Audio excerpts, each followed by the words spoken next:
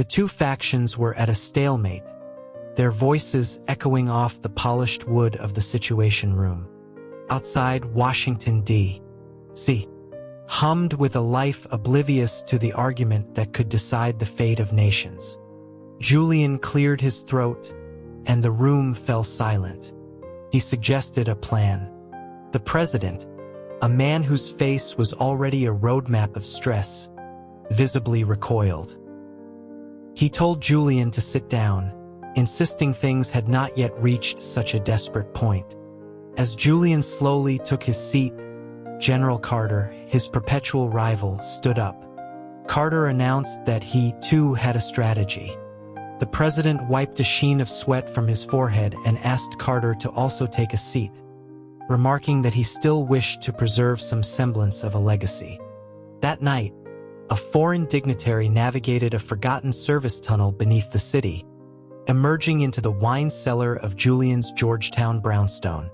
It was Damien, the crown prince of the rival nation of Solis. He found Julian in the study and commented on the rumors he'd heard about a new, vicious strategy being considered. Julian, with a dismissive wave, stuffed a throw pillow behind his back on the leather couch and redirected the blame. He claimed it was all General Carter's idea. With the war draining the national treasury, the president had looked haggard during the meeting, watching the hawks and doves tear each other apart. The war hawks, led by Carter, argued that appeasement now would only lead to greater losses later. Carter's loyal subordinate, a fiery young officer, had presented data projections showing that Solis was on the verge of collapse and that one final push was all that was needed. Julian had countered with a cool glance, prompting his own protege to present a report on the domestic cost. He argued that the treasury was empty, supply lines were strained, and that continuing the fight would only bring suffering to their own citizens. The room had devolved into chaos, a cacophony of competing ideologies. The president, looking from Julian to Carter, had finally shielded his eyes with his hand, as if the sight was too much to bear. Carter, seated directly across from Julian, had stared daggers at him. Had security protocols allowed for personal firearms in the room, his SIG sour would likely have been pressed against Julian's temple. Julian, hiding his hand behind a portfolio, had flashed him a discreet, conciliatory gesture. Carter's eyes had turned bloodshot as his grip tightened on the armrest of his chair, cracking the antique wood for the third time that month. It was then that Julian had risen with an air of immense calm. He announced to the president that he had a plan. The room had stilled instantly. The president's hand slipped from the arm of his chair, his entire body jolting. Julian had looked up, his voice steady, and declared that his plan could deliver victory without a single battle. He proposed a massive engineering project to dam and divert the Crimson River, which supplied water to both their republic and Solis. Redirecting the entire flow would not only enrich their own nation's heartland, but also give them absolute control over Solis's lifeline. A profound silence had filled the room. After a long moment, the president, his voice hollow, had weakly repeated his request for Julian to sit down. As soon as the words were out, Carter had stood with a sneer. He questioned the morality of such an act, calling it a crime against nature that would create a humanitarian crisis. He also pointed out the logistical impossibility of sourcing the manpower for such a project during wartime. The president had given Carter a rare look of gratitude, but it was short-lived. Carter then declared, his voice booming with confidence, that he had a better idea to resolve the crisis. He proposed dumping several tons of a potent chemical agent into the river downstream, ensuring the Solis army would be neutralized permanently. The room fell silent once more. The hawks and doves alike seemed to huddle together, their gazes shifting nervously between the strategist and the general. Julian had retorted with a cold smile, asking if Carter's plan wasn't also a crime. just one against humanity instead of nature. The president, sweating again, had ordered Carter to sit, stating his desire to be remembered for centuries, not reviled for millennia. The meeting had adjourned 2 hours later with no resolution. As they left, Julian and Carter had locked eyes, neither willing to yield. Carter rode in his chauffeured SUV back to the Pentagon. Julian took his town car back to Georgetown. Their animosity was well known among their staff.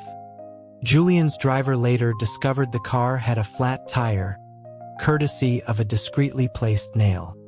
Carter's aide later found his boss's armored vehicle had been remotely disabled.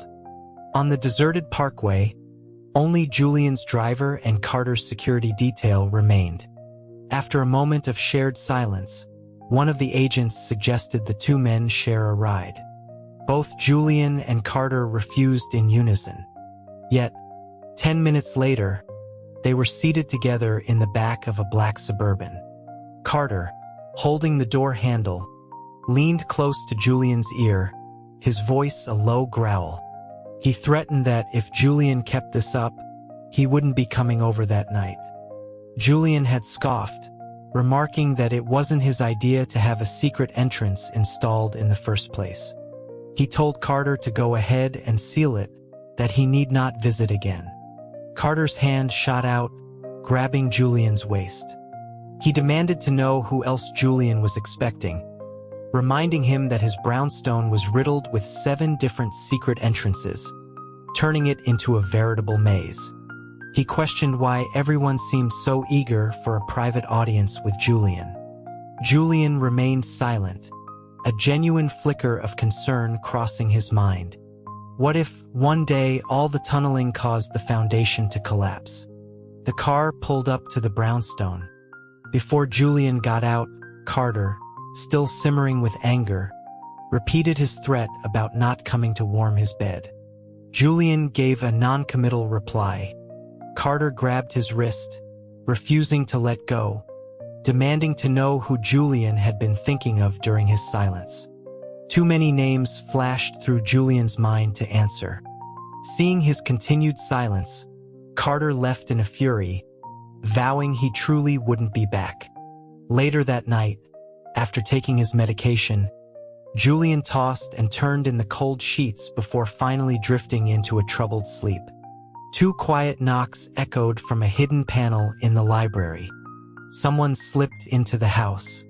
The figure sat by his bed, taking Julian's cold feet and warming them in his hands.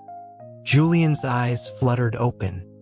It was Damien, the Prince of Solis, showing none of the caution expected of an enemy royal.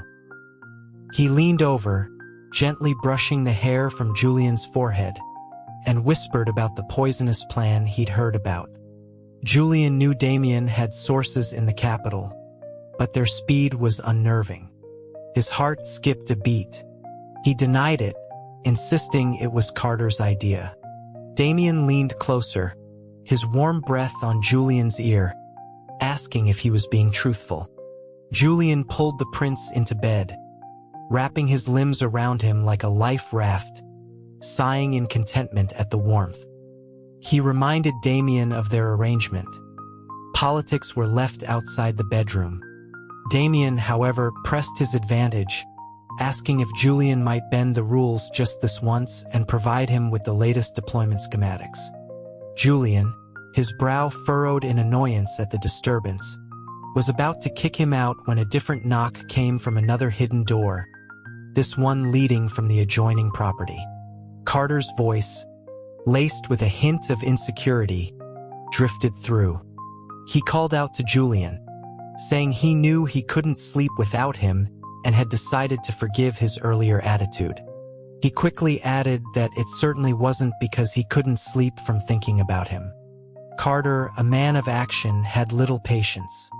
When Julian didn't answer, he knocked again, his voice softer, asking for forgiveness. He spoke of Julian's frail health, how he needed someone to keep him warm. He mentioned that he had showered and even used the pine-scented soap Julian liked. As Carter rambled on, Damien was not idle. He pulled Julian closer, feigning disappointment, and wondered aloud what would happen since he hadn't used Julian's favorite soap. Julian's eye began to twitch. The situation was escalating. He knew he couldn't let Carter see Damien. The hot-headed general meeting the cunning prince would result in the destruction of his entire house. Carter announced he was taking Julian's silence as an invitation and was coming in. In a flash, Julian kicked Damien out of bed and, before the prince could react, shoved him underneath it. He was back in bed just as Carter opened the door. Carter entered cautiously, sitting on the edge of the mattress.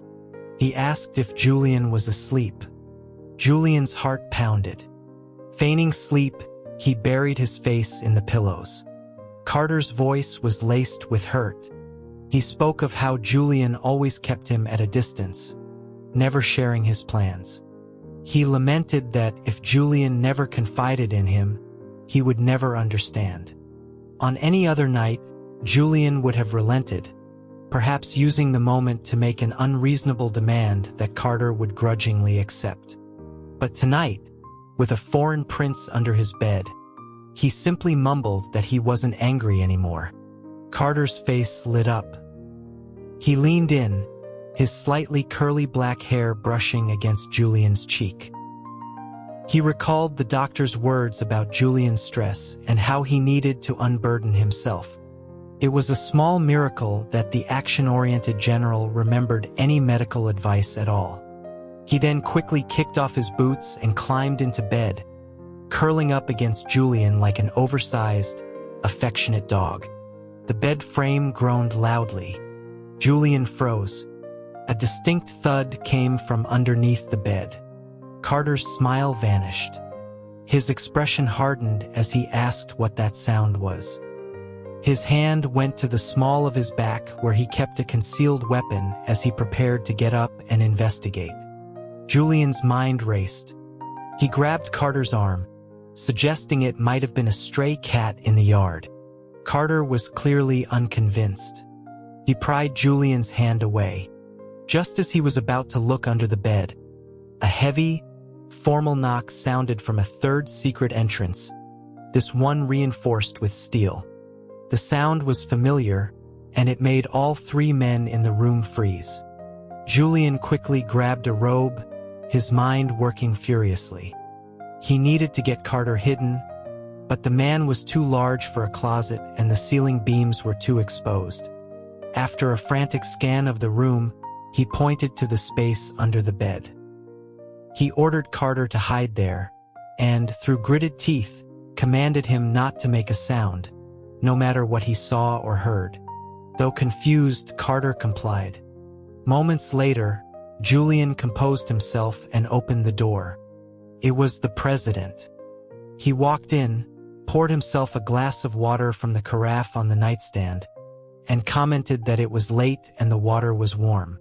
The president had only used this secure tunnel connecting the White House to Julian's brownstone once before, during the chaotic early days of his administration. Tonight, his face was grim. He asked Julian if, apart from the river diversion, he had any other viable strategies for the Solis conflict. The window was slightly ajar, and a breeze made the desk lamp flicker. Julian lowered his eyes and replied that he had one more idea. He led the president to his library for a private discussion. 40 minutes later, the president's worried expression had softened.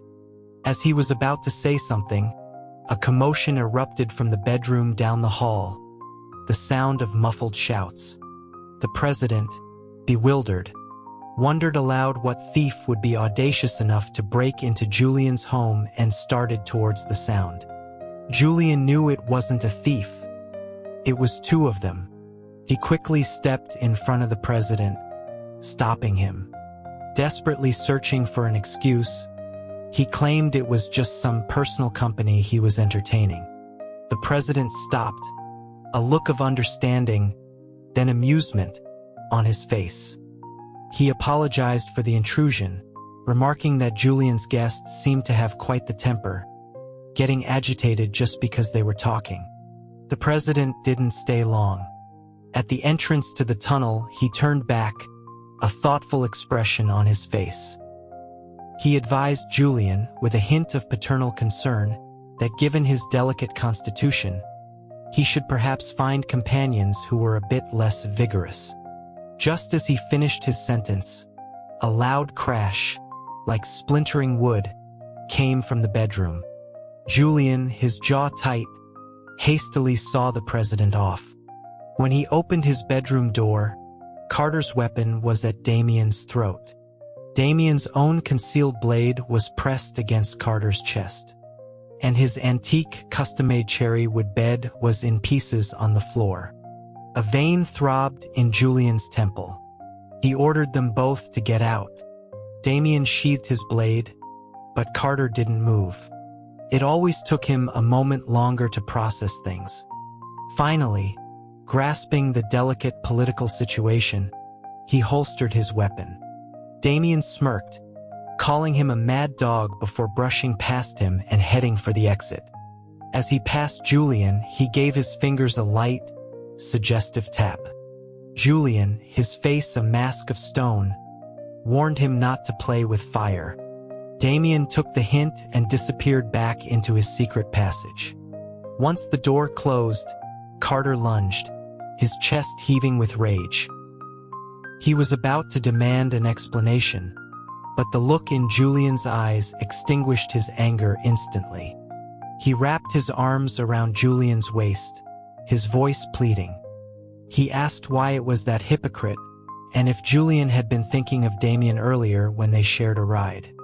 Still furious, Julian pushed him away and told him to get out as well, though he couldn't resist a brief, seemingly accidental touch of Carter's firm chest.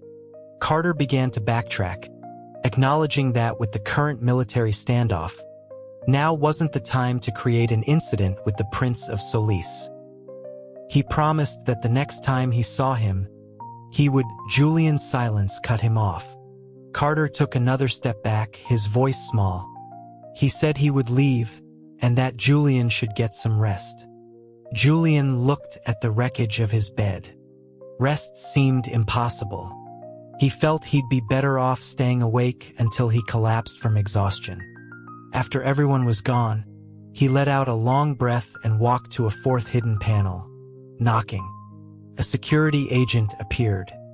Julian confirmed that the agent had been tasked with tailing the Solis prince. As the agent affirmed this, a chime came from a fifth access point. Another operative appeared, reporting a breakthrough in the old Westphalia case. Julian closed his eyes. He told them to halt the Westphalia investigation for now. His new directive was to investigate General Carter. For the next several days, the arguments in the Situation Room continued, driving the president to his breaking point. He finally declared he was taking a medical leave and went into seclusion. Julian, relieved to be free from the daily grind, found his health improving. His colleagues, however, were not so lucky. When he met two senior cabinet secretaries at the entrance to a sixth secure tunnel, he was shocked by their appearance. They looked a decade older. One of them, Secretary Vance, had dark circles under his eyes and confessed to having nightmares about the fall of the Westphalian Republic years ago. The other, Secretary Douglas, whose hair was already thin, now sported a patch of stark white. They explained that the president wouldn't listen to them and begged Julian to find out whether the official policy was peace or war. Inside the quiet tunnel, with only the sound of their breathing, Julian simply told them to go home. He promised he would visit the president that afternoon. After they left, Julian saw movers carrying a large object into his brownstone. It was a new bed, an exact replica of his old one. He was particular about his habits and had been sleeping in his library since the old one was destroyed. He had commissioned a new one, but the craftsman had broken his hand and needed weeks to complete it. His household manager explained that the bed had appeared at their doorstep that morning, a gift from a Mr. Damien. It was a perfect copy, down to the intricate carvings. Julian inspected it and found no flaws. He told them to place it in his bedroom. As soon as they finished, another team of movers arrived with a second bed. The manager, choosing his words carefully, explained it was from General Carter, who had also insisted on personally supervising its installation. Just then, Carter himself strode into the courtyard as if he owned the place. He apologized for what had happened the other day, explaining he'd had a sturdier replacement built. At that moment, Julian's smart home device, which had been moved to the patio, suddenly spoke, its voice a perfect mimicry of the manager's. Delivery from Mr. Damien. Delivery from Mr. Damien.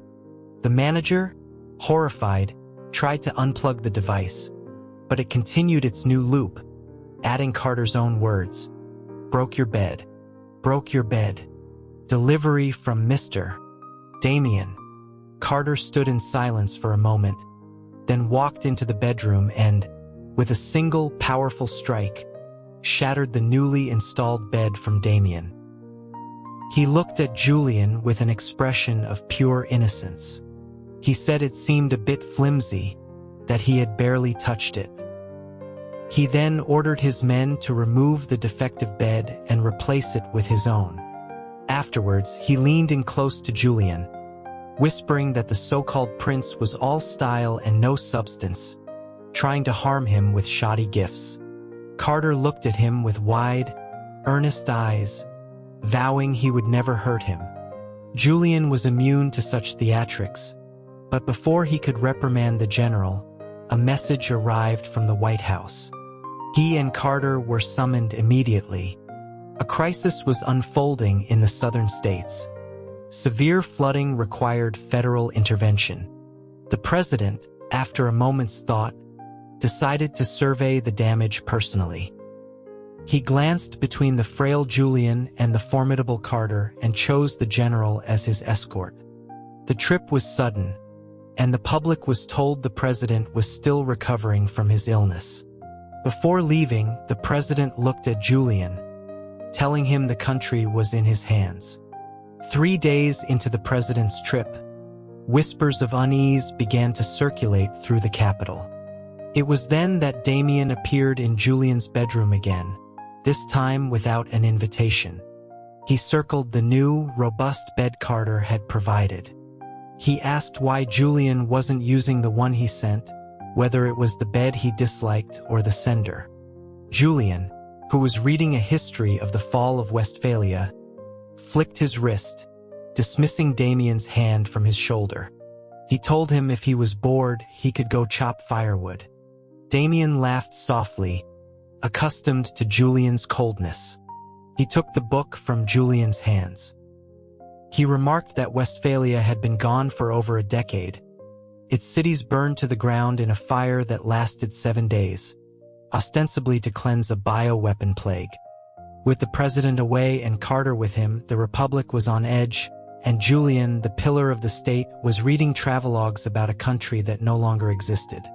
He asked if Julian was avoiding him.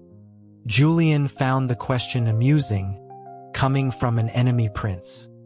He countered, asking why the Prince of Solis was hiding in his house while their nations were on the brink of war. He suggested Damien was looking for an escape route, anticipating his own country's defeat. He tilted Damien's chin up. The prince was undeniably beautiful, but Julian stated, with a hint of insincerity, that he wasn't his type. Damien didn't get angry. He leaned closer, asking if Julian was certain. He pointed out that the Republic was facing a perfect storm: an empty treasury, natural disasters in the south, and war in the north. He suggested a man as smart as Julian should know when to abandon a sinking ship. Their words were like daggers, each aimed at the other's vulnerabilities. Julian sneered and tossed the book aside. He reminded Damien that Westphalia fell due to its own arrogance, believing its bioweapons made it invincible. He then asked what Solis's strategy was. He accused them of sacrificing their own people, sending one diplomat's daughter today, another tomorrow to appease their rivals. He asked Damien how many more sisters he had left to trade for temporary peace. Before he could finish, a hand closed around his throat. Damien lunged, the smile gone from his face, his eyes cold and hard. It was only in these moments that he seemed real, not just a beautiful, cunning fox. As his vision began to blur, Julian didn't struggle. He simply looked at Damien and smiled, asking if he was done pretending. Damien's grip tightened, and for a moment, Julian knew he could easily be killed. But he also knew his hidden operative from the fifth tunnel would capture the Prince of Solis in the same instant. A strategist for a prince, a fair trade, he thought dimly. But Damien didn't kill him. He watched Julian struggle for air, then leaned down and placed a soft, fleeting kiss on his eyelid. He released his grip. Julian gasped for air, coughing violently. Damien lifted his chin, his voice a low whisper, "If you weren't." He trailed off, then continued, his tone shifting back to predatory. "I wouldn't have to think. I'd just take you back," and every night, the bedroom door was kicked open with tremendous force. Carter charged in, sword-like letter opener in hand, and the two men were instantly locked in a vicious struggle. Damien, though skilled, was no match for the general's raw power. Even while fighting, he taunted Carter, asking why he was back from the south so soon, and wondering if something had happened to the president. Julian's blood ran cold. He demanded to know what happened. Carter, pinning Damien, couldn't meet his eyes. It was only then that Julian noticed the cuts and bruises covering Carter's body. He reported that they were ambushed shortly after arriving in the south. The president was missing. Damien started to laugh. He mocked the legendary General Carter, the man who could supposedly defeat 100 enemies single-handedly, for failing to protect one man. It was clear from his reaction that Damien had a hand in the attack. Julian steadied himself and ordered the Prince of Solis to be taken to a secure holding cell. He looked Carter straight in the eye, his voice low and firm. He stated that the president's disappearance was a secret known only to the heavens, the earth, Carter, and himself. His best agents were dispatched in secret to find the president. It didn't take long for rumors to spread through the city. Some said the president had been missing for weeks and a double was in the White House. Others claimed he'd been captured by Solis, his fate unknown. Fear gripped the capital as people worried that the fate of Westphalia would befall them. Carter found Julian in his study, drinking a bitter medicinal tea. He was covered in dust from his search, and he paused when he saw how pale Julian was. He insisted the rumors were Damien's doing and that he would go to the prison and force the truth out of him. He argued that killing the prince would silence the rumors. Julian looked up from his cup. He asked what good killing Damien would do for the president. The only thing that could quell the panic was finding the president himself. Carter slammed his fist against a stone pillar in the garden. He conceded that execution was out, but interrogation was not. He vowed to make Damien talk. Julian, who hadn't slept and had caught a chill, coughed into his hand and said he would go with him. In the stark, cold cell, Damien sat calmly on a cot. When he saw Julian, he smiled, but the smile faded when he saw Carter behind him. He sarcastically welcomed the two of them, guessing their presence meant they still hadn't found the president. Carter, his patience gone, shoved Julian behind him and pointed his weapon at Damien's throat, demanding to know where the president was and why he had spread the rumors. Damien looked past Carter to Julian. He asked if Julian truly believed that he, a foreign prince, had the power to fake intelligence reports about floods and abduct the president of the republic on his own soil. Julian replied that he had never thought that. He drew his coat tighter against the chill and looked at Carter. The general froze. "Julian," he began, "you can't believe his lies. Besides him, who else in this country could pull off something like this?" He took a step forward, the tip of his weapon nicking Damien's neck, drawing a thin line of blood. He demanded again to know the president's location. His voice was cut short as he slowly turned his head. The cold, sharp point of Julian's own dagger was pressed against his back. Damien burst out laughing, declaring it a magnificent performance. Julian sighed. "You were too impatient, Carter," he said softly, pressing the dagger until it pierced the fabric of Carter's jacket. "You waited more than a decade. You knew it was a trap, a pit of vipers, but you couldn't resist the chance to turn the Republic and Solis against each other. More than 10 years ago, Westphalia, a nation that had grown arrogant on its monopoly of biological warfare, was destroyed by an alliance of 5 nations. Today, only the Republic and Solis remained, locked in a Cold War. Ever since the new president took office 3 years ago, strange incidents had begun. Carter had risen through the ranks with a series of stunning victories, becoming a national hero. And at the same time, reports of Solis aggression on the border became more frequent. Julian stared into Carter's eyes. He asked, "You want to restore your homeland, don't you?" Carter was not the son of a general. He was a refugee, a survivor of Westphalia who had escaped the massacre. And for more than a decade, he had clawed his way to the top. His eyes were red with fury. He spoke of the fire, the one that burned for 7 days and nights, supposedly to cleanse the plague, but in reality to trap and incinerate the entire population of Westphalia. He asked what crime the people had committed.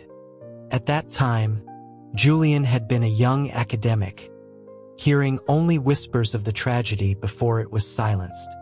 Only recently had his investigation through the 5th tunnel uncovered the full truth. Carter grabbed his wrist. He swore that since the people of Westphalia had perished, he would make sure the Republic and Solis knew no peace. He vowed to make the chaos even greater. His expression softened as he looked at Julian, admitting that Julian knew he couldn't be killed. "But I can," a new voice said. The cell was flooded with elite guards. The president, no longer missing, stood at the entrance, looking down at Carter. He gave the order to take him. In the clash of steel, Julian coughed quietly and moved to the president's side. The president told him to go home and rest. As Julian left, his eyes met Damien's. The prince, held by 2 guards, silently mouthed a question. "When did you know? When had it started?" Julian thought for a moment. It likely began the day the first secret tunnel was completed, the day Carter and Damien both began to orbit his life. They thought they were the hunters, but they were merely pawns on his board. The web had been slowly woven, and the night the president paid his secret visit to the brownstone, the net had begun to close. Carter escaped. In a shocking display of skill, he fought his way out of the high-security prison and vanished. Damien, who was supposed to be deported, also disappeared. With their prince missing and their plot exposed, Solis immediately sued for peace. The capital was on high alert. One evening after a late session, Secretary Vance asked Julian where he thought Carter and Damien could have gone. Secretary Douglas added that it was impossible for 2 men to simply vanish.